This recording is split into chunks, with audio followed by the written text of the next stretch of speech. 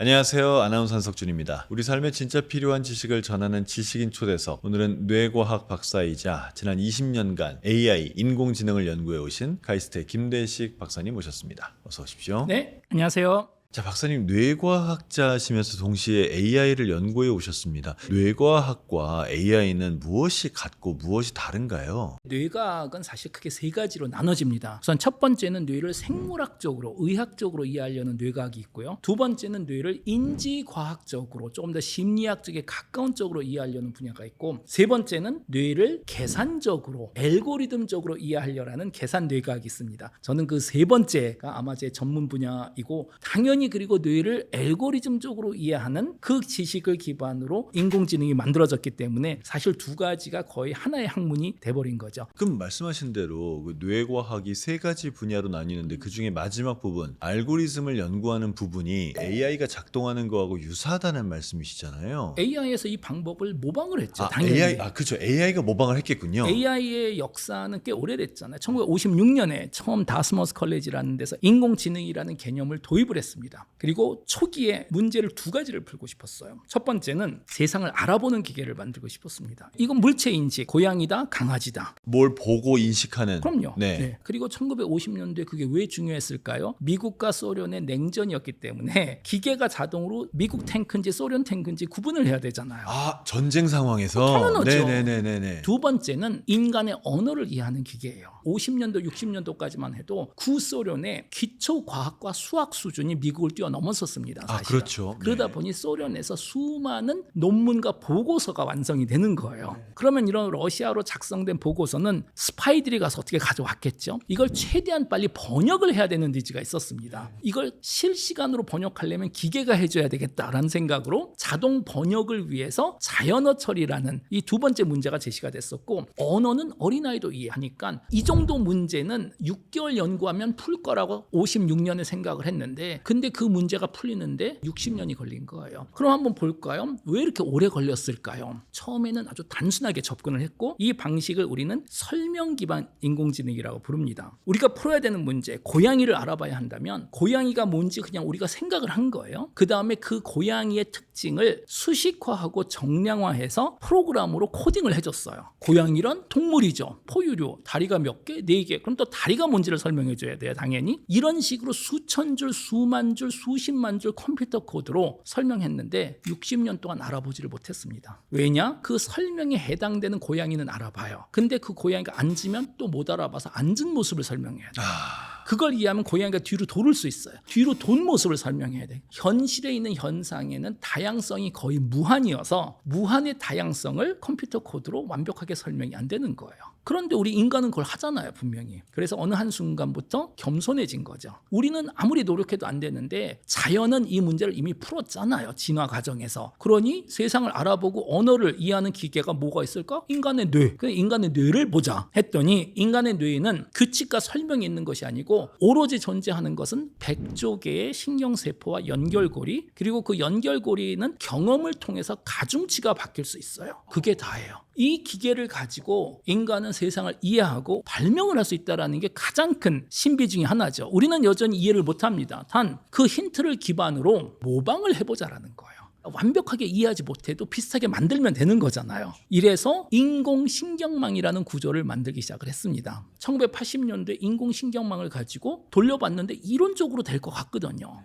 고양이를 보여줘? 그럼 아주 단순한 건 알아봅니다. 그런데 문제를 복잡하게 만들면 또 실패를 해요. 이래서 이 인공신경망이라는 분야가 80년도, 90년도 초 대박으로 망한 적이 있습니다. 저 기억납니다. 90년대쯤에 이거 못 만들어낼 거라고. 절대로 못 만든다라는 게 교과서적인 내용이고, 미국과 유럽, 일본에서는 인공지능 연구를 다 포기를 했었어요.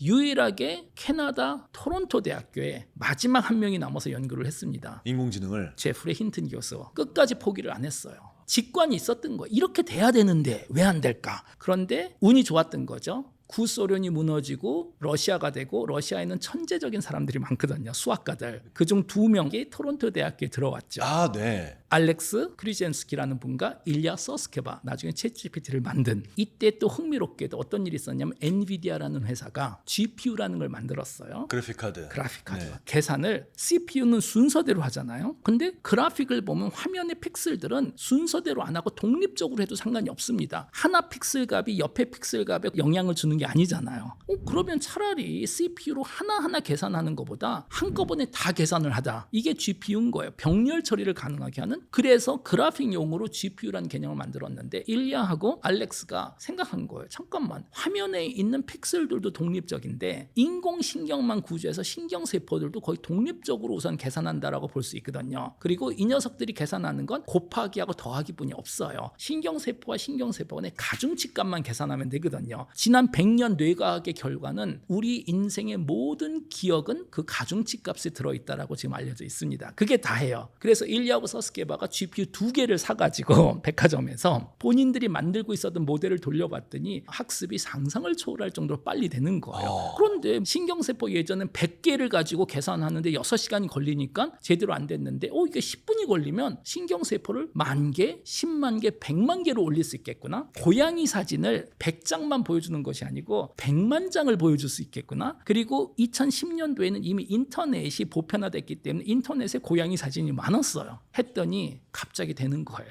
알고리즘은 똑같습니다. 1980년도하고. 그런데 모델을 키워버렸더니 갑자기 안 되던 게 해결이 돼서 AI가 물체를 알아보기 시작했어요. 완전히 새로운 게임이 돼버리는 거죠. 그래서 AI가 드디어 60년 만에 물체 인식이 해결이 됐는데 문제는 이걸 AI라고 부르면 안 되는 거예요.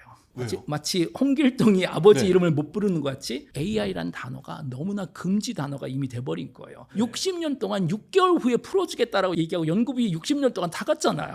네. 그러면 이제 그 양치기 소년이 돼버리는 거죠. 갑자기 맨날 거짓말 했으니까. 그래서 힌튼 교수는 이 논문을 소개할 때 AI라고도 안 불렀고 인공신경망이라고도 안 불렀고 이름을 만들어버렸어요. 딥러닝. 같은 거예요. 리브랜딩 한 겁니다. 그리고 생성형 인공지능이라는 2번째 브렉스루가 있었는데 챗GPT가 첫 번째 예제죠. 신기하게 생성형 인공지능 기계가 인간의 언어를 이해하기 시작하면서 최근에는 우리가 기대하지 않았던 다른 문제가 덩달아 해결이 되기 시작해서 언젠가는 인공지능을 넘어서 범용 인공지능도 이제 가능하지 않을까. 범용 인공지능 AGI는 잠재적으로 인간의 모든 능력을 대체할 수 있는 기계입니다. 그러니까 모든 분야에서 인간 정도 한다는 얘기네요. 인간 정도 또는 인간보다 더 잘한다. 재밌네요. AI 역사 70년 역사를 5분에 제가 지금 압축해서 설명해 드렸습니다. 이렇게 역사를 생각해 본 적이 없어서 너무 재밌습니다. 자, 그러면 이 AI에 관한 제품이 많이 나오니까 뭐 나는 이게 좋아요, 난 저건 별로예요, 뭐 이렇게 말하는 사람들이 많아지지 않았습니까? 그러다 보니까 이게 하드웨어에까지 영향을 미치기 시작했습니다. 그래서 아주 오랜 세월 동안 애플이라는 독보적인 스마트폰의 강자가 있었는데 AI가 나타나면서 이게 흔들려서 애플이 지금 시장 지배적 지위를 잃어버릴 위기에 놓여 있다, 이런 말들을 하지 않습니까? 그렇게 될 거라고 보십니까? 네, 저는 당연히 애플은 노키아의 길을 갈 거라고 생각하고 있습니다. 노키아의 길을 간다고요? 당연하죠. 다들 그렇게 생각하지 않나요 지금? 애플은 더 이상 기술 회사가 아니에요. 디자인 회사예요. 애플은 이제. 그렇게까지 보십니까? 아니 근데 그 어떤 하드웨어 회사도 AI를 가지고 있지는 않잖아요. 어차피 다른 사람 AI를 탑재해야 되는 거지 않습니까? 그렇죠. 그런데 문제는 애플은 AI가 없죠. 하면 되잖아요. 탑재를. 잘 안 됩니다. 그리고 안 되는 이유가 몇 가지 있어요. 애플은 생각보다 그렇게 혁신적인 회사는 아니에요, 사실은. 그러니까 남의 걸 프로그램으로 네. 탑재하는 것도 어렵단 얘기인가요? 그렇죠. 우선은 첫 번째 애플 문화를 좀 보셔야 되는 게 애플 전통과 문화라는 게 있습니다. 애플은 지금까지 단 한 번도 퍼스트 무버를 해본 적이 없어요. 항상 만들어진 거에 조금 늦게 들어오고 그 다음에 완벽함을 추구하는 회사입니다. 예를 들어서 스마트폰 같은 경우에 아마 2007년에 애플이 가장 먼저 제시했는데 애플이 아이폰을 만들기 전에 대한민국 LG전자에서 프라다폰이라는 걸 먼저 만들었어요. 프라다폰이 있었고 그 전에 삼성의 옴니아가 그렇죠. 있었고요. 근데 둘 다 별로 좋진 않았어요. 별로가 아니고 매우 안 좋았었어요. 그 전에 우리가 가지고 있었던 피처폰이라는 게 있었잖아요. 전화만 되는, 그리고 진짜 버튼이 있는. 스마트폰 우선 형태 자체가 디스플레이가 커야 되고 인터넷 위주여야 됩니다. 이 형태는 프라다폰이 가장 먼저 내놨어요. 그런데 왜 성공을 못했을까요? 2가지 이유가 있죠. 첫 번째, 터치가 안 됐거든요. 두 번째는 할 수 있는 게 아무것도 없었어요. 경험을 할 수 있는 게. 예를 들어서 프라다폰 같은 경우에는 LG전자가 만든 앱이 있었죠. 계산기, 뭐 노트 테이킹 그게 다예요. 아마 10개 되지 않았나 싶어요. 그런데 소비자는 10가지 경험을 하는데 100만 원 안 쓴다는 거예요. 아이폰은 앱스토어가 있잖아요.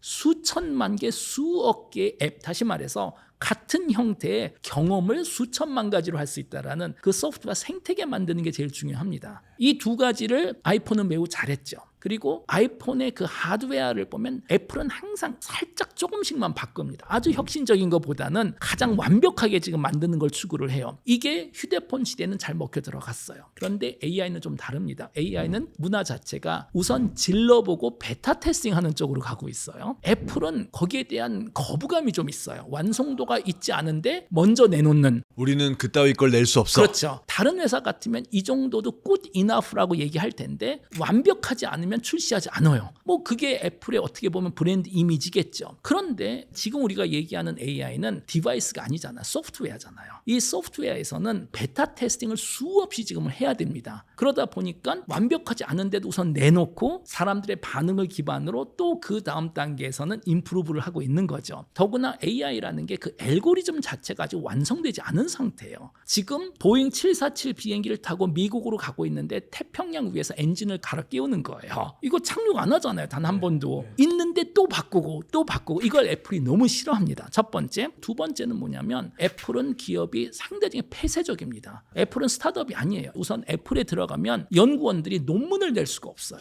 다 금지예요. 다 특허 내고 본인들만 알고 절대로 안 합니다. 그런데 인공지능 분야에서는 성격 자체가 오픈 소스로 시작하다 보니까 뭐를 개발한 소스 코드를 GitHub이라는 데 올려야 돼요. 다시 말해서 누군가가 개발하잖아요. 1시간 후에 전 세계 사람들이 그 소스 코드를 다 다운로드해서 내가 활용이 가능해요. 이거 덕분에 이렇게 빠른 속도로 발전한 거예요. 이 새로운 오픈 소스 문화를 애플에서는 받아들일 수가 없어요. 그럼 어떤 일이 벌어지냐면 AI 분야가 뜨면서 AI 전문가들이 갈 수 있는 회사는 지금 흘러 넘쳐나요. 애플은 못 가네요. 못 가는 게 아니고 안 가죠. 거기를 왜 가겠어요? 애플로 가는 순간 AI 과학자들에게는 블랙홀입니다. 거기가 그냥 사라져 버려요. 그럼 반대도 그렇겠군요. 애플 과학자가 나 AI 연구 좀 할래. 그러면 그 회사를 나가야 되는 당연히 거네요. 그렇죠. 그럼 지금 애플이라는 회사 안에는 AI 연구진이라는 사람이 한 명도 없겠네요. 아니죠. 있겠죠. 있지만 A+급은 없습니다. 이제 더 이상. 그러니까 나 세계에서 이름 좀 알리고 싶어 하는 사람은 없는 다 거네요. 나왔어요. 그나마 애플에서 최고로 AI 전문가가 제가 지금 이름이 기억 안 나는데 중국 출신 과학자가 한 명 있었어요. 한 달 전인가 메타로 옮겼잖아요. 그분조차도. 그럼 애플의 어떤 그런 폐쇄적인 문화 자체는 이해를 하겠어요. 근데 그건 그렇다 치고 지금부터라도 그들이 AI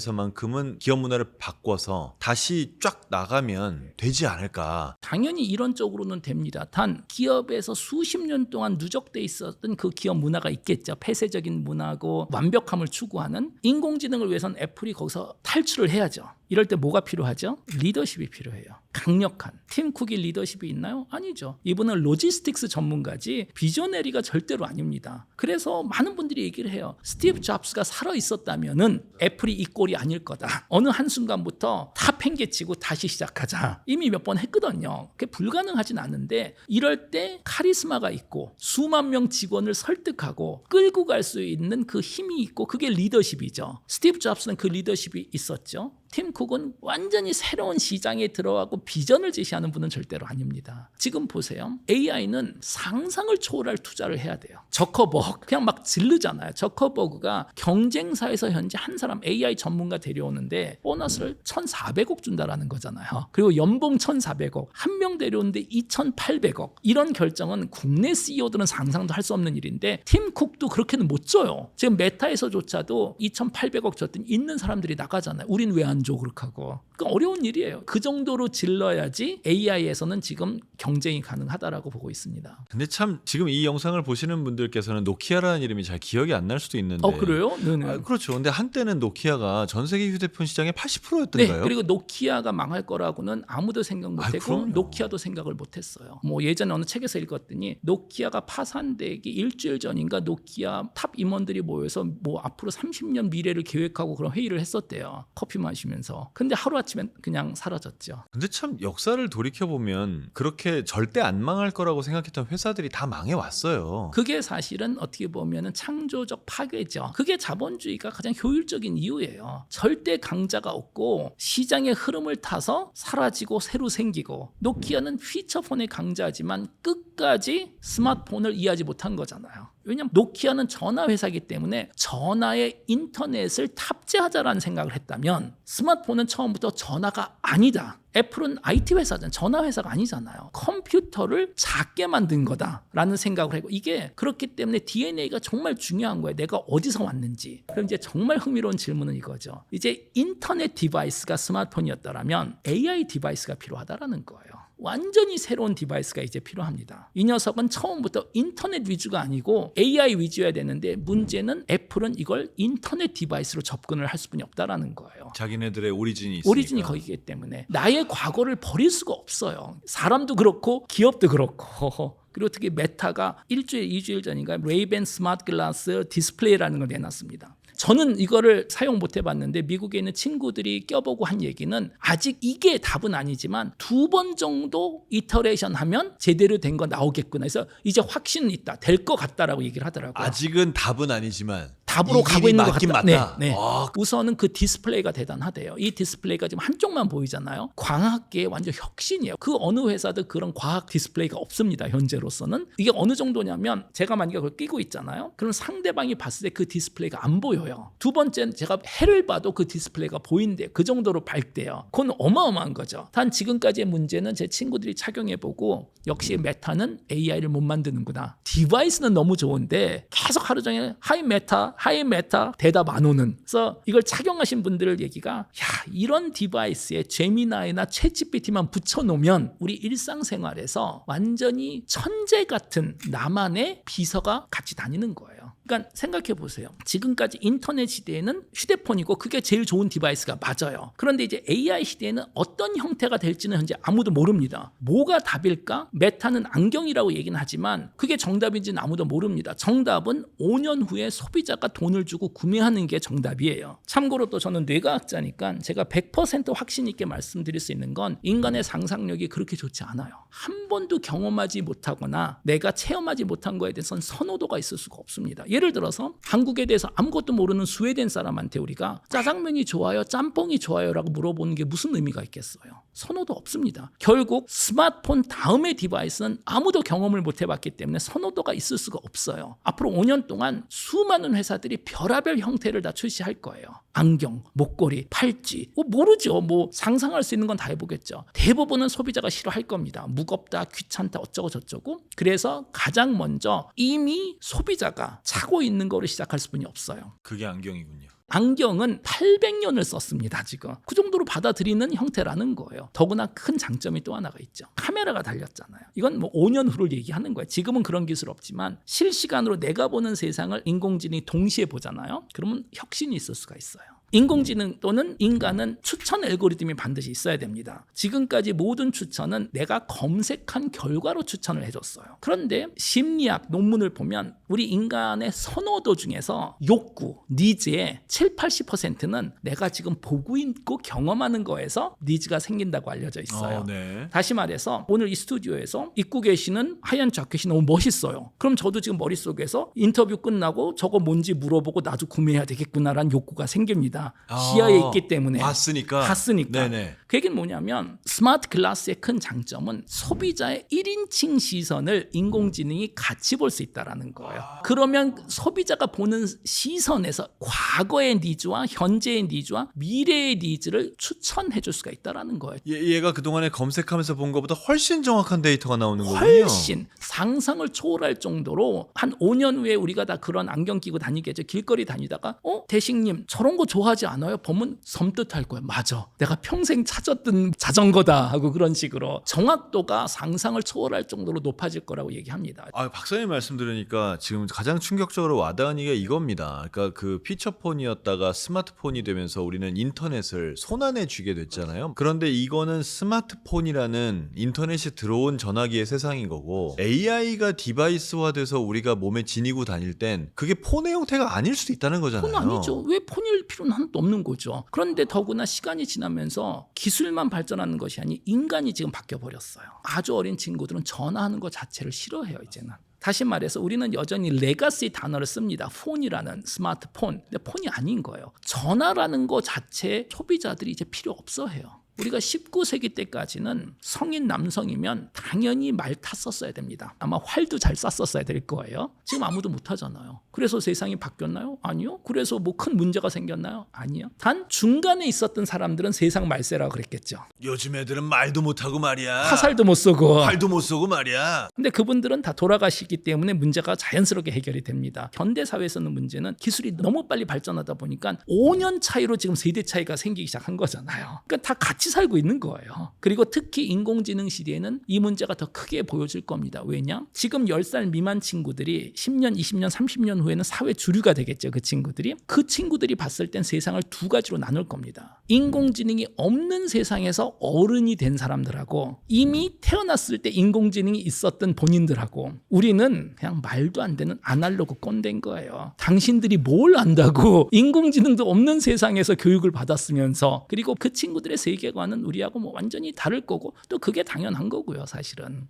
저는 태어날 때부터 스마트폰이 있었던 사람과 30살 이후에 스마트폰을 만난 사람도 다르다고 생각했는데 그게 더 나아가서는 인공지능으로 가면 훨씬 스마트폰 심해지겠죠. 정도의 문제가 훨씬 아니겠군요. 심하죠. 그럼 되게 궁금한 게 있는데 제가 만약에 A라는 회사의 연구원이에요. 그러면 A 회사 입장에선 내가 연구한 거가 A 회사의 자산이어야 되는 거잖아요. 근데 그걸 이걸 오픈하게 한다고요? 다 용인합니까? 오픈 소스를 두 가지로 해석을 하셔야 됩니다. 오리지널 오픈 소스라는 건 진짜 프로그램을 공개하는 거예요. 그거 있으면 다 바꿀 수 있어요. 그런데 더 이상 이제 AI 회사들이 그건 안 합니다. 경쟁이 심해졌기 때문에 갖다 쓰면 큰일 나잖아요. 그래서 오픈 AI 같은 경우에도 아마 GPT-2까지는 코드도 공개하고 그다음에 뭘 공개했었냐면 이게 지금 인공신경망의 학습 결과잖아요. 인공신경망을 학습시키는데 상상을 초월할 계산량이 필요합니다. 사실은 GPU 수천 개를 사용해서 학습을 시키는 거고 그 비용이 몇백에서 몇천억이 되는 거잖아요. 그 결과물이 인공신경망들 간의 가중치 값을 테이블로다 딱 쓰는 거예요. 그런데 그 숫자가 상상을 초월합니다. 최신 모델들은 1조 개인 거예요. 오픈 소스라는 건 뭐냐면 그 가중치 값 1조 개를 인터넷에 올려놓는 거예요. 그럼 그 가중치 값을 가지면 이제 우리는 그걸 가지고 활용을 할 수가 있습니다. 그런데 코드는 없어요. 완전히 갖다 쓸 수는 없게 한다. 완전히 갖다 쓸 수는 없지만 자신들이 학습한 모델은 갖다 맘대로 쓸 수가 있어요. 그런데 최근 실리콘밸리에서 돌아다니는 소문으로는 라마도 이제 본전이 생각나잖아요. 그래서 저커버기 얘기하는 게 영원히 오픈 웨이트는 불가능하지 않을까. 이게 1년 후가 될지 2년 후가 될지 3년 후가 될지는 솔직히 모릅니다. 제 개인적인 생각은 2026년 연말 정도 되면 라마도 더 이상 오픈 소스 안 하지 않을까 싶어요. 그러면 이제 문제가 생겨요. 특히 우리나라 같은 경우엔 이런 거대한 모델들 라마, 챗GPT 또는 제미나이 이런 모델들을 우리는 파운데이션 모델이라고 부릅니다. 인터넷에 있는 모든 정보를 가지고 학습한 모델들이잖아요. 그거 하나 학습시키는데 정말 수천억이 들어요 지금은. 그리고 그런 모델을 학습시킬 수 있는 국내 회사들은 몇 개 안 됩니다. 그럼 우리가 지금 하고 있는 건 뭐냐면 메타에서 제공하는 라마 같은 오픈 소스 모델을 갖다가 이 녀석한테 우리나라 언어 또는 특정 기업의 지식을 추가로 학습을 시키는 방법이 있습니다. 이거를 RAG라고 부릅니다. 렉이라고. 그러니까 지난 30년 동안 인터넷에 올려놓은 모든 문장을 기반으로 드디어 인간의 언어를 이해하기 시작한 거잖아요. 챗GPT가. 근데 이 녀석은 인간의 언어는 이해하지만 이 녀석이 알고 있는 건 인터넷 지식이에요. 다시 말해서 쓰레기가 많습니다. 그 안에는. 챗GPT는 한국어를 매우 잘하는 그냥 초등학생이라고 생각하시면 좋아요. 한국어 대화 가능합니다. 그런데 주식에 대한 질문을 초등학생한테 하는 건 현명하지 않죠. 그래서 전문가를 키우려면 이제 전문 지식을 가르쳐줘야 됩니다. 이거를 포스트 트레이닝, 사후 트레이닝이라고 부르고 이거를 할 수 있는 방법이 여러 가지가 있지만 가장 훌륭한 게 렉이라는 방법이 있어요. 이걸 쓰면 특정 기업 지식을 추가로 학습시키면 정말 훌륭한 전문가 AI를 또 만들 수가 있습니다. 지금까지 국내 기업들 다 이런 식으로 오픈 소스 모델을 갖다가 그 기업만의 AI를 만들고 있어요. 다시 말해서 우리는 오픈 소스 모델이 절대적으로 필요합니다. 그런데 이제 그런 오픈 소스 모델이 더 이상 제공이 안 될 가능성이 있다라는 거는 미래를 준비해야 돼요. 그러면 대체할 수 있는 게 뭐가 있을까? 사실은 중국 오픈소스 모델들이 성능은 너무 훌륭합니다. 딥시크나 알리바바가 만든 크벤 2.5 같은 경우에 한국어 정말 잘 이해를 해요. 근데 안 쓰는 게 좋을 겁니다. 왜냐? 그 모델 안에는 뭐가 있는지 아무도 모릅니다. 그러니까요. 백도어가 그게- 있을 수 있다라고 지금 네. 생각하고 프로그램을 볼 수 있으면 백도어가 있는지 확인이 가능한데 우리가 가지는 것은 가중치 값만 받잖아요. 그래서 안 쓰는 게 좋지 않을까 싶고 사실 이런 이유 때문에 최근 국내에서 서버린 AI라는 얘기를 자꾸만 꺼내는 거예요. 그건 뭐냐면 우리도 한국만의 파운데이션 모델을 만들어야 된다라는 거예요. 사실 저는 예전에는 그걸 반대를 했었어요. 지금 우리가 해봤자 캐치업하는 게 거의 불가능하거든요. 그리고 어마어마한 자원이 드는 건데 우리가 그걸 해야 될까? 그런데 오픈소스 모델들이 더 이상 제공이 안 될 수도 있다라는 가능성을 생각하면 플랜 B로 우리도 우리 거를 가지고 있는 게 현명할 것 같긴 합니다. 현재로서는. 그럼 그 다음에 생각해 볼 만한 게 이게 가능하냐 불가능하냐이거든요. 가능은 한데 대한민국이 앞으로 인공지능에 투자할 수 있는 비용은 정해졌어요. 그게 누구는 50조라 그러고 누구는 100조라 그러고 우리는 총알이 딱 하나 있어요. 그러면 그 총알을 어디다 쓰는지가 정말 중요합니다. 두 가지 옵션이 있습니다. 하나는 이 자원으로 파운데이션 모델을 만들자. 두 번째는 버티컬 AI라고 부릅니다. 특정 분야, 제조업 AI, 금융 AI, 컨텐츠 AI를 만들자. 둘 다 중요해요. 당연히 두 개를 다 하는 게 맞습니다. 이제 계산을 해봐야 되는 거예요. 우리가 그 정도로 자원이 있는지. 이게 우리한테는 100조가 큰 돈이지만 이게 뭐 1년에 100조가 아니고 아마 10년에 100조일 거예요. 1년에 10조고 실리콘밸리 기업들은 1년에 현재 1000조를 투자하겠다라고 얘기를 하고 있는 거잖아요. 근데 우리나라 국가 예산이 1년에 600조, 700조지 네, 않습니까? 할 수가 없죠. 그러니까는 그거를 모방하는 건 불가능합니다. 그렇기 때문에 우리가 투자할 수 있는 그 액수를 정말 현명하게 올인하거나 나눠야 되고 이게 쉬운 문제가 아니에요, 절대로. 더구나 뭐 우리 매일마다 뉴스에서 보잖아요. 이제는 모든 국가가 다른 국가들하고 경쟁하고 싸우는 세상으로 다시 돌아왔죠. 그런데 하필 이런 시대에 AI가 지금 가능해지다 보니까 국가와 국가 간 경쟁에 AI가 가장 큰 무기가 돼버린 거예요. 이런 관점에서 미국 기업들이 수천억을 들여서 만든 모델들을 전 세계한테 뿌리는 걸 당연히 금지시킬 수 있다라는 거예요. 미국 정부에서. 이제는 모든 게 가능하다라는 전제 아래 우리가 미래를 준비해야 됩니다.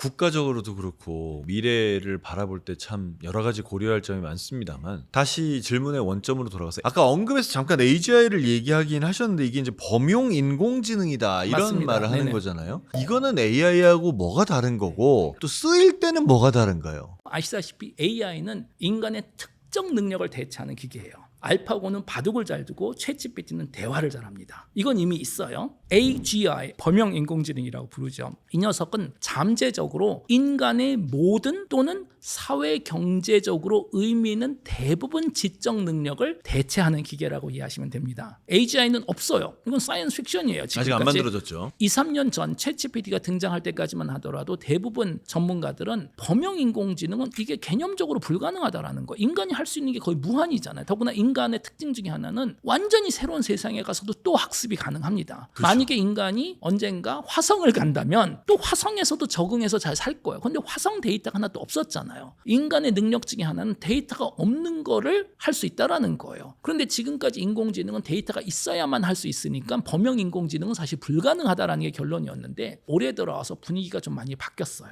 범용 인공지능이 영원히 불가능하다고 생각하는 사람들은 거의 없어요. 이제는. 논란의 이슈는 이게 5년일지 10년일지 20년일지를 가지고 현재 얘기하고 있고 샘 올트만은 5년 안에 현재 AGI가 가능하다 그러고 저는 개인적으로 한 10년 정도이지 않을까 싶습니다. 그런데 우리 잘 알잖아요. 10년 20년 금방 지나가요. 그 얘기는 뭐냐면 AGI가 더 이상 막연한 사이언스 픽션 나하고 상관없는 일이 아니고 오늘 이 프로그램을 보시는 우리가 살아있을 동안 다 경험할 미래라고 현재 생각하시면 됩니다. 그럼 이제 흥미로운 건 그거죠. 두세 가지가 있습니다. 첫 번째는 AGI가 모든 능력을 대체하기 시작하면 정말 실질적으로 일자리 문제들이 이제 생기기 시작해요. 두 번째는 모든 거라는 건 뭐냐면 AGI가 스스로를 개선할 수 있다라는 거예요. 셀프 학습이 그렇죠. 되는군요. 이게 인간 발명품들을 보세요. 기차도 만들고 자동차도 만들고 우주선도 만들었습니다. 그런데 아무리 멋있는 페라리라도 가만히 두면 혼자서 더 빨라질 수 없어요. 사람이 가서 업그레이드를 해줘야 됩니다. 지금까지 모든 기계는 처음 만들 때도 사람이 필요했지만 개선하는 데도 또 사람의 노동이 또 필요했어요.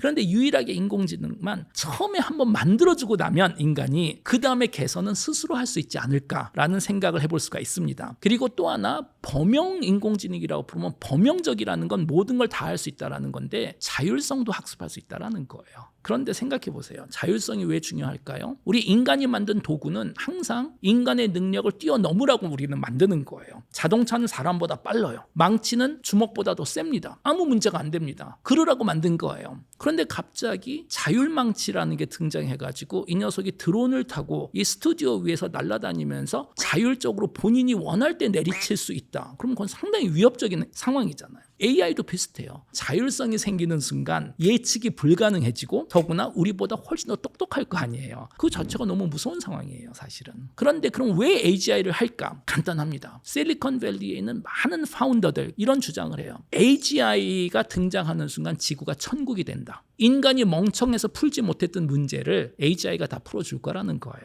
첫 번째, 핵융합 에너지 문제를 풀어서 무한의 에너지를 만들 거다. 특히 딥마인드의 데미스 하사비스 같은 분은 그런 얘기를 합니다. 지구에 있는 사회, 경제, 정치적인 문제를 뜯어보면 모든 문제의 공통적인 시작점은 에너지 부족이다. 그러니 에너지를 무한으로 제공해주면 나머지 문제는 스스로 다 풀릴 거라는 거예요. 두 번째는 인간의 질병을 다 해결해준다. 모든 암치료 그리고 특히 죽음이라는 질병을 치료해준다. 세 번째, 양자역학과 상대성 이론을 합쳐서 드디어 우주의 비밀을 우리가 알게 된다. 그리고 이런 사회를 AI 유토피아라고 부릅니다. AI가 대부분 생산적인 일을 AI 그리고 로봇이 투입돼서 풀어주면 된다라는 거예요. 그럼 어떤 사회일까요? 우선 첫 번째는 인터넷이 등장하고 나서 있었던 가장 큰 변화 중에 하나는 콘텐츠의 가격이 거의 0으로 떨어져 버렸잖아요. 지금 인터넷에 보면 무료 콘텐츠들 많잖아요. 0으로 떨어졌습니다. 비슷하게 AGI 더하기 로보틱스가 투입되면 제조업 생산성이 무한으로 늘어나서 물질적인 제품 가격이 대부분 0이 될 거라는 거예요. 웬만한 물건은 일회용 물건이 된다라는 거예요. 실리콘밸리의 전문가들이 AGI가 나서면 연간 GDP 성장률이 20에서 30%까지 올라갈 거다. 그렇게 이런 주장하는 사람이 있습니다. 그죠? 뭐 어떻게 사회가 변할지 모르겠습니다만 그렇게 됐을 경우에는 뭐 금리가 더 높아질 수도 있고 이런 시대에 AGI가 달라지면서 우리의 경제가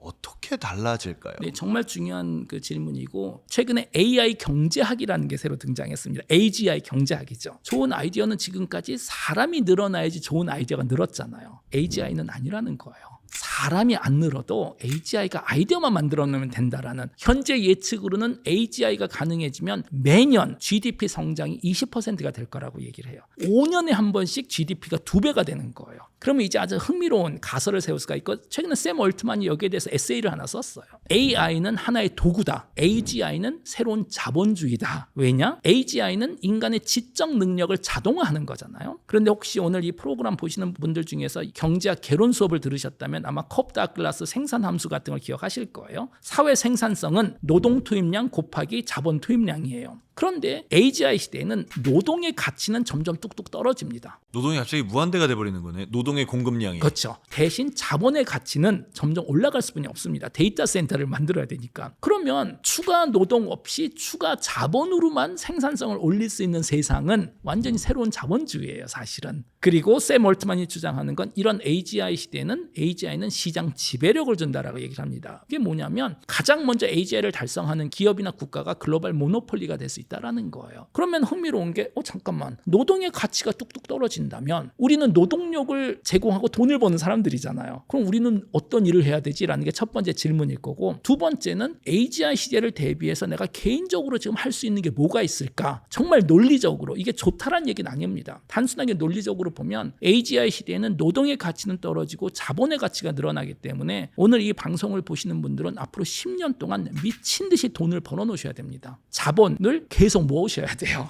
그게 유일한 결론이에요. 지금으로서는. 이 이론이 맞다면 완전히 무서운 세상이죠. 완전히 무섭네요, 진짜. 더구나 근데 이게 끝이 아니에요. 자 봅시다. 그러면 우리는 어떻게 하라고 뭐 먹고 살지 하면은 기본소득을 주면 된다라는 거예요. 30-40% 기본소득을 준대요. 그러면 가장 먼저 사람들이 얘기할 수 있는 게 그거잖아요. 첫 번째 기본소득 안 된다. 왜냐하면 기본소득을 해보니까 그거 갖고 술 마시고 마약하고 그러잖아요. 그렇기 때문에 현찰로 줘선 안 된다. 대신 UBC를 주자. Universal Basic Compute. 그게 뭐냐 뭐냐면 앞으로 10년 동안 만들어질 AI 데이터 센터에 한 사람당 GPU 몇 장씩을 배정해 주자라는 거예요. 주식을 사듯이. 네. 그러면 본인은 그 계산량을 가지고 나노 바나나를 돌려도 되고 옥션에서 내가 팔아도 되고 다른 사람들한테 이걸 가지고 음식 쿠폰하고 바꿔도 된다. 그렇지만 기본 소득이죠. 단 현찰이 아닌 지분을 준다라는 거예요. 그럼 또 물어볼 수가 있어. 야, 근데 지금 AI 회사가 아무리 그거 샘 얼트만 뭐 일론 머스크가 트릴리오네어가 되더라도 한 나라 국민을 다 먹여 살려줄 수 있을까 하면 할 수 있대요. 그 이유는 뭐냐면 29만 년 동안 인류는 사냥과 채집으로 먹고 살았습니다. 그리고 그 당시에는 가족 단위로 움직였어요. 10명, 20명 기껏해요.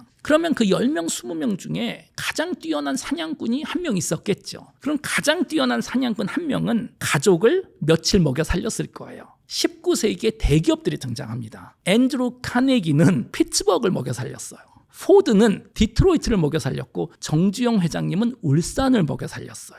자, 그런데 이분들이 사냥과 채집 때보다 훨씬 똑똑하진 않아요. 상대적으로 비슷해요. 단 한 사회에서 가장 능력 있는 사람이 기술이 발달하다 보니까 레버리지가 더 커진 거예요. 그러면 지금 실리콘밸리에 있는 분들이 얘기하는 건 이제 레버리지가 더 커져서 한 사회에서 가장 능력 있는 사람이 국가를 먹여 살릴 수 있다는 거예요. 불가능하지 않을 것 같아요, 사실은. 단 가능하기 때문에 해서 안 된다라고 저는 생각을 합니다. 그 이유는 뭐냐면 이렇게 해서 대부분 사람들이 기본소득을 받잖아요. 기본소득을 받는다라는 건 세금을 안 낸다라는 거잖아요. 그러면 생각해 보세요. 일론 머스크나 샘 얼트만은 세금으로 국민 반이 먹고 산다고 칩시다. 그런데 대통령 선거할 때는 표가 하나야. 이거 뭔가 이상해 보이잖아요. AGI 시대는 세금 안 내는 사람은 정치적인 대변이 필요 없다라는 거예요. 그러면 그때가 되면 보편 민주주의가 흔들릴 수 있다는 네. 얘기네요. 그거예요, 결론은. AGI가 보편화된 미래는 지금 많은 전문가들이 예측하기에는 우리가 알고 있는 민주주의가 대부분 국가에서 무너지고 뭐로 바뀔까? 기술 봉건주의로 바뀔 거라고 예측합니다. 기술은 어마어마하게 발전했는데 사회 구조는 중세시대가 되는 거예요. 중세시대에는 1% 정도 왕족이 있었죠, 귀족하고. 그 다음에 뭐 나머지는 농부였었잖아요. 비슷하게 기술 봉건주의 시대에는 자본이나 기술을 가진 몇천 명이겠죠.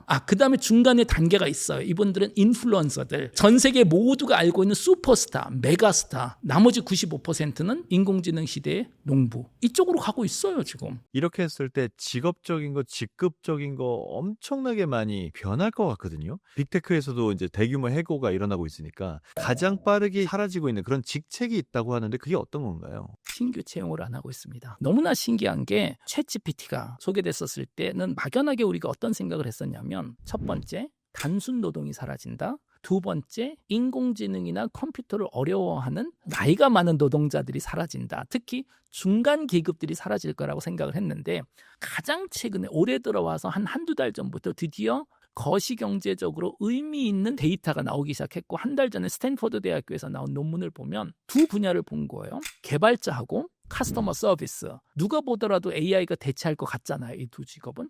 그런데 보면 챗GPT가 등장하기 전까지는 이 두 직업에서 나이하고 상관없이 경기가 좋으면 일자리가 많아지고 경기가 나쁘면 줄어들고 다양하겠죠. 그런데 챗GPT가 딱 등장하고 2023년 1월 달부터 데이터가 완전히 흐트러지기 시작해서 22살에서 25, 막 칼레지 졸업하고 지금 첫 직장 갖는 신규 채용이 지금 완전히 무너지고 있어요. 미국에서 말씀하시죠. 미국 데이터입니다.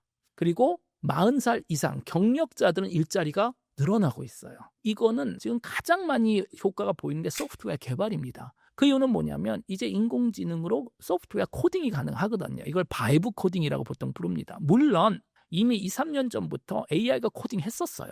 그런데 쓸 수가 없었습니다. 헬루시네이션 때문에. 여러분들 아시겠지만 현재 우리가 사용하고 있는 AI의 핵심은 트랜스포머라는 알고리즘이에요. 챗 GPT의 T는 트랜스포머를 얘기하는 거죠. 그런데 이 트랜스포머는 뭘 이해하고 정보를 만드는 것이 아니고 학습한 데이터에 있는 확률 분포를 학습한 다음에 데이터를 예측해 주는 거죠. 그러다 보니 문법적으로는 맞는데 내용이 틀린 걸 충분히 만들 수 있어요. 그러니까 그럴듯한 말을 아무거나 한다는 얘기죠. 근데 문법은 맞아요. 그러니까는 챗GPT가 처음 등장했을 때도 갑자기 뭐 세종대왕이 노트북 컴퓨터를 던졌던 일이 있다. 그런데 보세요. 이거 문법 맞잖아요. 스펠링도 다 맞아요. 내용만 틀린 거예요. 이런 걸 우리는 헬루시네이션이라고 부릅니다. 헬루시네이션은 문장일 경우엔 우리가 보고 헛소리군 하고 무시하면 되는데 AI로 코딩을 했다고 칩시다. 10만 줄을 코딩을 했어요. 헬루시네이션으로 콤마가 하나 잘못 만들어지면 이 코드가 안 돌아가고 그 콤마 하나 찾는데 드는 시간과 노력을 생각하면 처음부터 사람이 코딩하는 게 더 쉬울 수도 있어요. 그래서 지난 2년 동안 이걸 못 썼는데 특히 올해 들어와서 바이브 코딩이라는 이름으로 커저, 윈서프, 러브블, 볼트 같은 이제는 AI로 코딩만 하는 것이 아니고 디바깅까지 해주는 너무나 훌륭한 도구들이 등장해서 AI로 코딩이 웬만큼 가능해졌어요. 여전히 문제는 많습니다. 그렇지만 귀찮은 거, 반복적인 거는 충분히 할 수 있어요. 저도 오랫동안 코딩을 안 하다가 최근에 다시 커저로 코딩하기 시작했는데 와, 너무 편하더라고요.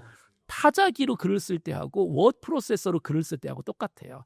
창작은 내가 해야 되지만 수정할 때 아시잖아요. 타자기 수정하려면 거의 불가능해요. 이거는 뭐 잉크로 그리고 그래야 되는데 워드 프로세서로 하는 순간 얼마나 쉬워요. 수정하는 게.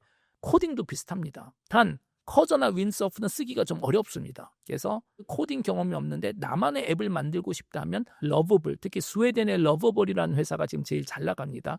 이걸 쓰시면 실리콘밸리에서는 현재 유치원생들이 러브블로 앱을 만들고 있어요. 그래요. 내가 원하는 거 얘기하면 돼요. 예를 들어서 고양이 사진 한 장 집어넣고 고양이가 하늘에서 떨어지는 식의 테트리스 게임 만들어줘. 그냥 치잖아요. 10분 후 되면 그 게임 앱 하나 만들어줍니다. 근데 잘 돼요, 꽤. 와. 꼭 해보셔야 됩니다. 바이브 코딩은. 그래서 이런 바이브 코딩이 되다 보니 마이크로소프트에서는 이미 회사에서 자체적으로 쓰는 코드의 40%를 AI가 만들고 있대요. 그리고 현재 2025년에 마이크로소프트에서 아마 직원을 10,000명 정도 해고한 거로 제가 들었는데 그중에 40%가 개발자예요.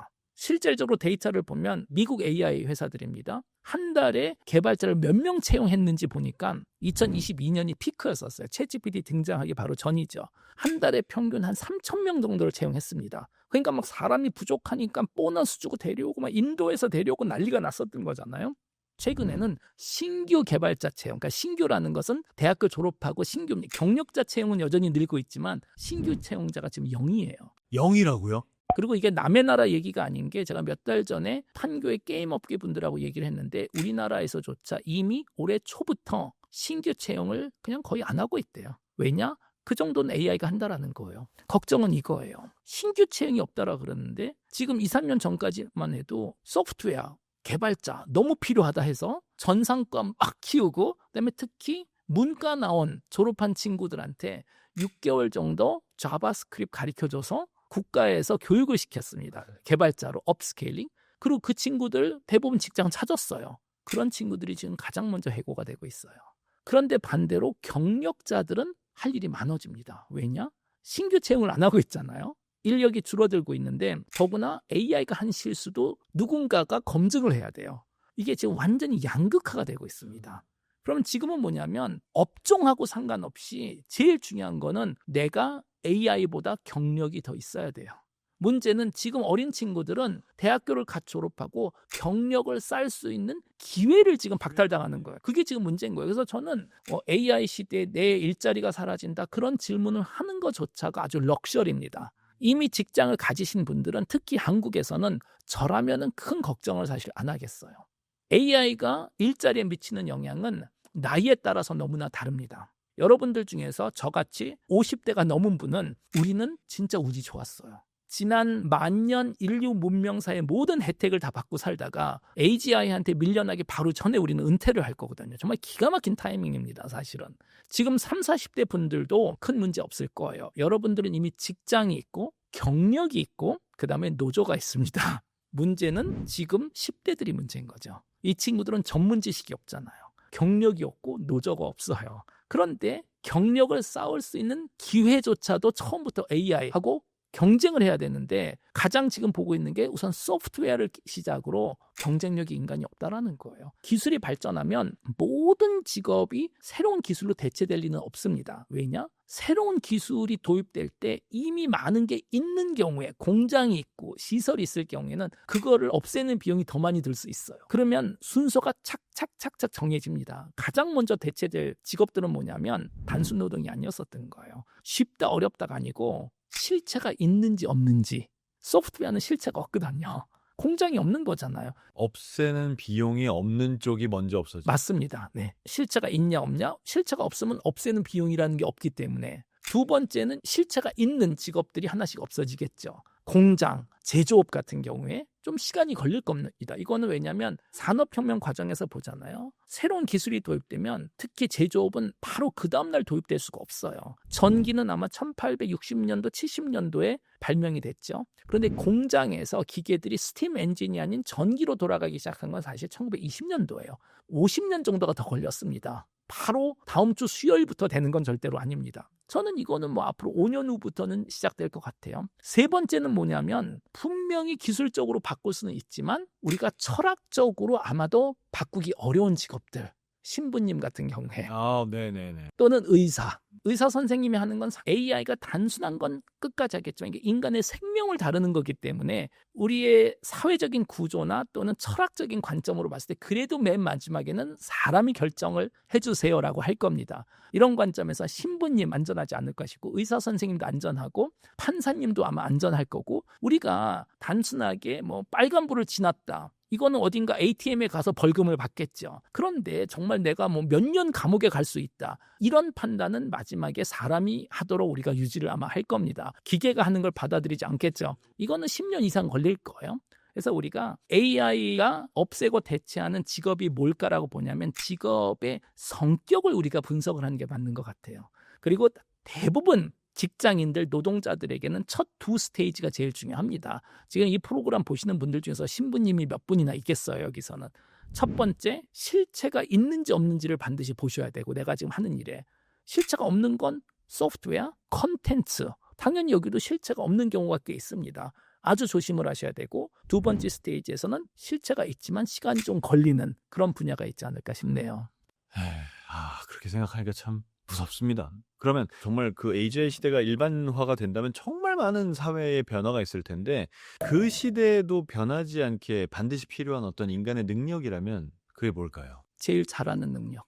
그게 뭐냐면 지금 현재 AGI 시대를 슈퍼스타 경제 시스템이라고 부릅니다. 뭘 하든지는 크게 상관이 없어요. 얼마만큼 잘하는지가 훨씬 더 중요합니다. 내가 뭘 하든? 네. 예를 들어서 이거죠. 뭐 제가 우리나라 초등학생이 몇 명인지 모르겠어요. 그냥 100만 명이라고 칩시다. 100만 명한테 코딩을 가르쳐줘요. 100만 명이 코딩으로 먹고 살까요? 절대로 그럴 리 없어요. 제일 잘하는 10% 정도 먹고 살 거고 나머지 90%는 우선 코딩 싫어해요.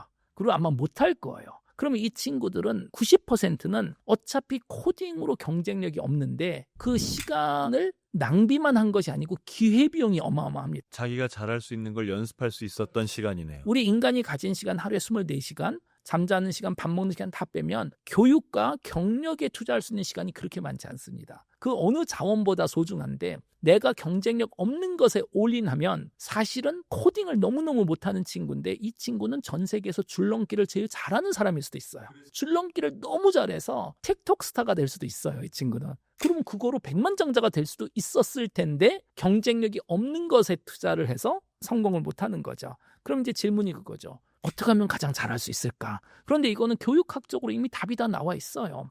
우리 인간이 특이하게도 내가 능력이 안 되고 관심이 없더라도 시간과 돈을 많이 투자하고 학원에 많이 보내면 중간 정도는 대부분 합니다. 특히 대한민국 사람들은 똑똑하거든요. 저는 뭐 전 세계에 한 바퀴 돌아가면서 살아봤기 때문에 비교가 가능한데 진짜 똑똑해요. 글로벌하게. 근데 이게 안 좋아요. 똑똑하기 때문에 내가 능력이 없고 하기 싫은데도 중간 정도는 다 합니다. 좋아하는 걸 찾으면 좋은데 그렇지 못하게 될 확률도 있는 거죠. 그렇죠. 그런데도 똑똑하니까 중간 정도는 하고 저는 대한민국 국민들에겐 큰 문제가 두 개 있다고 봐요. 하나는 상대적으로 똑똑합니다. 두 번째는 상대적으로 착해요. 그러다 보니 능력이 안 되고 하기 싫은 건데도 부모님들이 시키면 중간 정도는 하고 유럽 사람 같으면 욕하면서 나갔을 텐데 참고 합니다. 착하니까. 이게 좋아 보이죠? 아니에요. 이게 안 좋은 거예요. 왜냐? 인공지능 시대는 중간으로는 먹고 살 수가 없는데. 중간인 사람은 필요가 없. 네. 중간 정도는 AI가 해주거든요. 그러면 가장 잘해야 된다라. 너무 무섭다. 가장 잘해야 된다라는 것은 교육학적으로 되게 단순해요. 우선은 본인이 뭘 하고 싶은지를 찾아낸 다음 그 다음에 거기에 시간과 돈을 투자하면 제일 잘할 수 있습니다. 그게 뭔지는 그 선입감, 다시 말해서 내 아이들이 다 드론 조종사가 돼야 된다, AI 전문가가 돼야 된다. 아니 뭐 되면 좋겠지만 능력과 시간 그리고 기회비용을 생각하면 이 친구는 지금 뭐 접시를 만드는 게 더 좋을 수도 있고 이 친구는 시를 쓰는 게 더 경쟁력이 있을 수도 있고 그거를 찾는 게 우선 중요해요. 그럼 또 이제 부모님들이 물어봐요. 근데 우리 애들은 하고 싶은 게 아무것도 없다. 근데 그건 너무 당연하지 않나요? 생각해 보세요. 제가 아마 1부 때도 말씀드렸지만 인간의 상상력이 별로 안 좋거든요. 그래서 한 번도 내가 경험해보지 못한 거에는 선호도가 있을 수가 없어요. 그럼 우리나라 아이들의 현실을 봅시다. 이 아이들은 우리가 물어볼 수 있겠죠. 그래서 커서 뭐가 될래? 선호도가 있을 수가 없잖아요. 왜냐? 대한민국 아이들은 학교, 학원, 선생님 성적이라는 가상현실에서 지금 자라고 있어요. 이게 진짜 현실이 아니잖아요. 가상현실에서 자란 아이들한테 진짜 현실의 선호도를 물어본다는 건 이건 말도 안 되는 일이에요. 제가 최근에도 초등학교 선생님하고 얘기했는데 진짜 깜짝 놀랐어요. 우리나라 초등학생들의 한 반의 반 이상의 꿈이, 직업이 유튜브 스타라는 거예요. 그리고 그들의 부모님의 꿈은 의사입니다.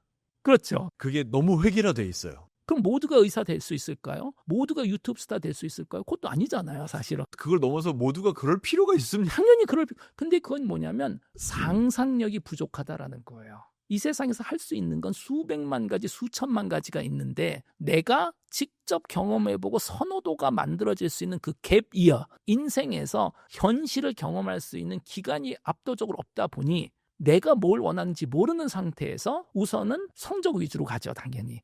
그러니까 괜히 성적으로 갈 수 있는데도 그 아래로 가면 아깝다고 자꾸만 생각을 하잖아요, 부모님들이. 아깝다는 말을 하더라고요. 그게 말이 안 되잖아요. 의대 갈 성적인데 의대를 안 가면 아깝다고 하더라고요. 그게 아깝다라는 개념 자체가 말이 안 되는 거고 이게 AGI 시대에는 정말 아무 의미 없는 행동인 거예요. 그 사람은 사실 다른 거 할 수도 있었는데 또 우리나라 같은 경우는 대부분 대기업에 갑니다. 성적이 좋으면. 그다음에 뭐 4대 기업에 들어갔다고 칩시다. 다 성적 맞춰서.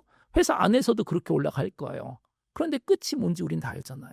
50살 넘잖아요. 지금 요즘은 40이라 그러더라고요. 그때에 어떻게든지 퇴직을 한 다음에 자영업에 뛰어들었다가 잘못돼서 어려워지고. 바로 그거예요.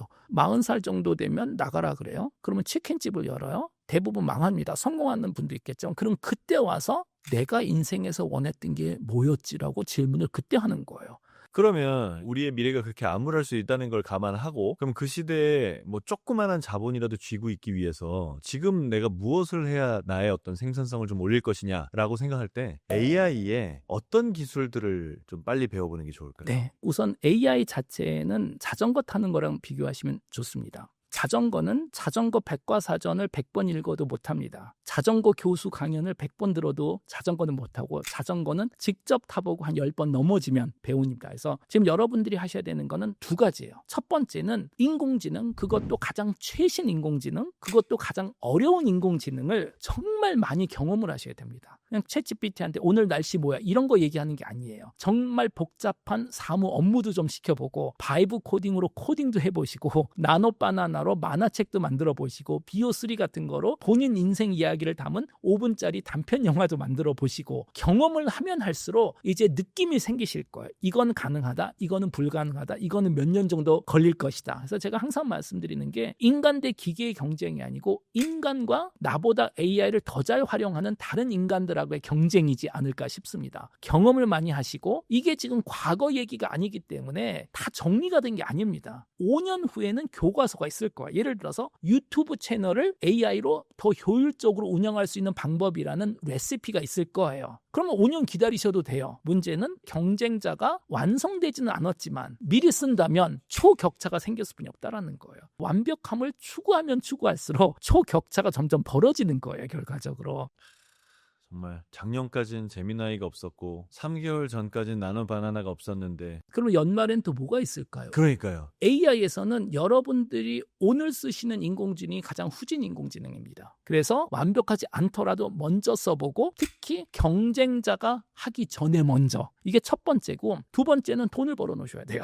어떻게 벌까? 투자를 잘 하셔야 되겠죠. 어디다 투자를 할까? 너무나 좋은 게 최근에 인공지능 덕분에 데이터 센터 지금 뭐 투자 붐이 벌어진 거잖아요. 이 액수들이 상상을 초월하는 게 매년 지금 수천조 수준의 투자가 되고 있습니다. 올해만 미국 GDP의 1.2%가 데이터 센터에 현재 투자가 됐대요. 유일하게 역사적으로 미국에서 더 많은 투자를 한 건 1880년도 기차길 질 때 6%인가 GDP를 투자했답니다. 그런데 지금 예측은 2030년에는 미국 GDP 5에서 6%를 투자할 거라고 얘기하고 있습니다. 근데 문제가 있잖아요. 오픈 AI도 며칠 전에 또 뭐 690조인가 투자해서 스타게이트를 5개 만들겠다라고 했어요. 뭐 하겠죠. ROI를 어떻게 할 건데 이거를. Return of Investment. 아무리 계산해도 안 나와요. 그 숫자가. 한 사람한테 구독료 뭐 1,000만 원 받을 것도 아니잖아요. 그 얘기는 뭐냐면 이건 제가 매우 조심스러운데 데이터 센터 버블이 지금 만들어지고 있는 것 같아요. 버블은 언젠가 터집니다. 단 터지기 전에 나오시면 됩니다. 제 느낌은 이제 막 버블이 만들어지기 시작했기 때문에 아직은 터질 때는 아닌 것 같아요. 올해는 안 터지겠죠.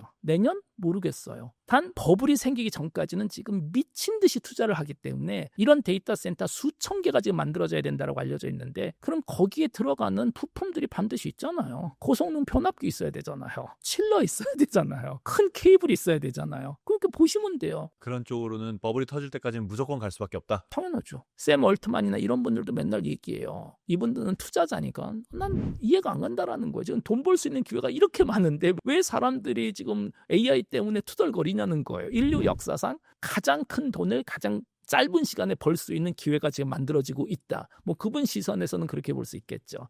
참고로 저는 투자를 절대로 안 하는 사람입니다. 그러면 지금부터 향후 5년, 10년 동안에 각 세대별로 이 AGI 시대를 맞이하면서 무엇을 준비해야 되나요? 50대 이상 된 분은 큰 돈 벌 생각하시지 마시고 있는 거를 지키시는 게 가장 안전빵이지 있는 않을까. 돈을 잘 지켜라. 있는 돈을 잘 지켜라. 첫 번째. 아주 젊은 분들 10대, 20대는 아직까지는 투자에 대해서 고민하실 필요는 없을 것 같아요. 아직은 성장을 하는 시기고 어쩔 수 없이 인공지능하고 죽을 때까지 함께 살아야 돼요. 나의 협업자가 될 수도 있고 나의 경쟁자가 될 수도 있고 나의 능력을 곱하기 해주는 시너지가 될 수도 있겠죠. 그렇지만 인공지능한테 대체되는 사람이 아니고 함께 일할 수 있는 능력 정도는 가지고 있어야 되겠죠. 30, 40대는 투자를 많이 하셔야 됩니다. 돈을 많이 벌어놓으셔야 됩니다. 아, 있는 힘껏 돈을 벌어서 그걸로 투자를 해야 당연하죠. 당연히. 지금 30, 40대 같은 분들은 특히 미래에 대한 불확실성이 너무 커지기 때문에 적어도 내가 아무 인컴 없이도 새로운 돈이 안 들어오는 상황에서도 갭 이어 1년, 2년, 3년 정도를 버틸 수 있는 정도의 여유 자금은 반드시 만들어 놓으셔야 됩니다. 지금은. 그 사이에 세상이 좀 더 변할 수도 있고 새로운 기회가 생길 수도 있지만 가장 큰 리스크 중에 하나는 대부분 직장인들이 페이첵 투 페이첵이라 그러죠. 매달 그냥 월급 받기 전엔 거의 돈이 다 떨어지고 그 다음날 딱 되는 놀랍게도 미국에서 통계를 보면 쓸 수 있는 여유 자금이 100만 원도 안 되는 분들이 진짜 많으세요. 미국에서는. 월급이 정말 통장을 스쳐 지나가잖아요. 한 달 월급이 안 들어오면 큰일 나는 이 상황은 절대적으로 막으셔야 됩니다. 참 이런 예상을 할 때 또 누군가의 예상을 들을 때마다 사실 뭐가 맞는 말인지 모르겠고 그게 다 범위가 있을 거 아닙니까? 제일 좋은 경우, 제일 나쁜 경우. 이 범위 안에서 어떻게 가냐의 문제인데 그 나쁜 쪽을 상상하면 정말 무섭습니다. 그렇죠. 나쁜 쪽을 우리가 왜 생각할까요? 이유가 있습니다. 지금 뭐 일부러 이 프로그램 보시는 분들을 우울하게 만들려고 제가 이런 시나리오를 얘기해 주는 게 절대로 아니고요. 저도 당연히 실리콘밸리에 있는 제 친구들이 얘기하는 대로 AI가 도입되고 AGI가 도입되면서 지구가 천국이 되면 얼마나 좋겠어요. 유토피아가 되면. 유토피아를 반대하는 사람이 절대로 아닙니다. 그런데 우리가 디스토피아를 걱정을 막 해요. 근데 유토피아가 되면 이건 얼마나 고마운 일이에요. 그냥 받아들이면 됩니다. 그런데 우리가 막연하게 유토피아가 될 거고 아무 플랜 B나 C를 준비하지 않은 상태에서 디스토피아가 오면 이거는 그냥 실망으로 끝나는 게 아니에요. 큰일 납니다. 우리가 아침에 차를 몰고 출근을 할 때 우리는 안전벨트 다들 맵니다. 그런데 실질적으로 사고가 날 확률은 그렇게 높지 않아요. 그날.